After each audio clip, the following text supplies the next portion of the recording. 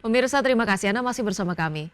Emiten perkebunan sawit PT Teladan Prima Agro TBK menargetkan pendapatan dan laba bersih tahun ini lebih tinggi 10% dibandingkan perolehan tahun 2023 lalu. Sebagai gambaran, pemirsa, Teladan Prima Agro mencatatkan pendapatan sebesar 4,01 triliun rupiah dengan laba bersih 451,78 miliar rupiah di 2023 lalu. PT Teladan Prima Agro TBK menargetkan pendapatan dan laba bersih tahun ini lebih tinggi 10% dibandingkan perolehan tahun 2023 lalu. Teladan Prima Agro mencatatkan pendapatan sebesar 4,01 triliun rupiah dengan laba bersih 451,78 miliar rupiah di 2023. Tahun ini perseroan menargetkan pendapatan dan laba bisa tumbuh 10% dari tahun perolehan 2023. Manajemen TLDN optimis target itu bisa tercapai mengingat pencapaian kinerja sepanjang tahun ini berhasil tumbuh cukup signifikan. Pendapatan perseroan terutama berasal dari CPO dengan kontribusi sekitar 92% terhadap total pendapatan dalam 9 bulan pertama di tahun ini.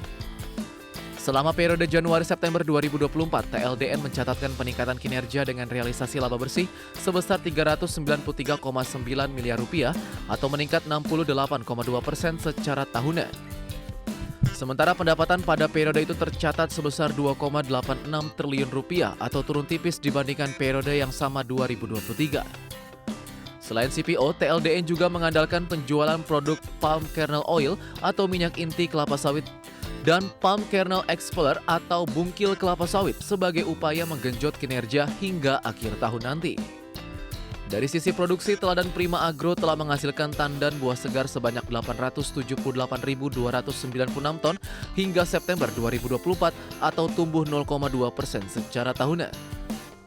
Sementara itu di sisi hilir, TLDN telah menggelontorkan dana sebesar 107 miliar rupiah untuk merealisasikan 2 proyek hilirisasi sawit. Proyek pertama adalah proyek pembangunan pabrik pengolahan inti sawit atau kernel crushing plant yang telah mulai beroperasi sejak Maret 2024. Proyek ini telah menyerap anggaran belanja modal sebesar 57 miliar rupiah.